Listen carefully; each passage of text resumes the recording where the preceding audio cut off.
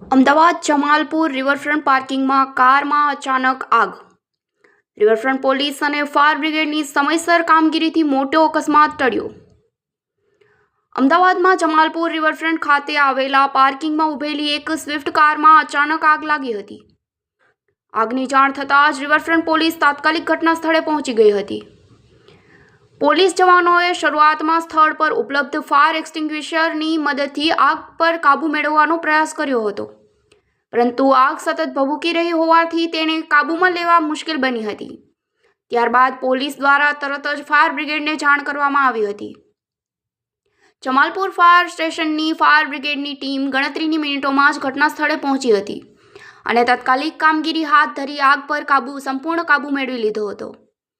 આ દરમિયાન આગ લાગેલી કારની આજુબાજુ પાર્ક કરાયેલ અન્ય વાહનોને પણ રિવરફ્રન્ટ પોલીસના જવાનો અને સ્થાનિક લોકોની મદદથી ધક્કો મારી સુરક્ષિત સ્થળે ખસેડવામાં આવ્યા હતા, જેના કારણે આગ અન્ય વાહનો સુધી ફેલાતી અટકી અને મોટું નુકસાન ટળી ગયું.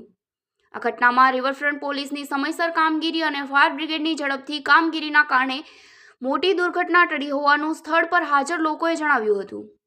હાલ આગ લાગવાનું ચોક્કસ કારણ જાણવા વધુ તપાસ હાથ ધરવામાં આવી રહી છે. Reporter Mukesh Chunar, DG news, Jamalpur, Ahmedabad.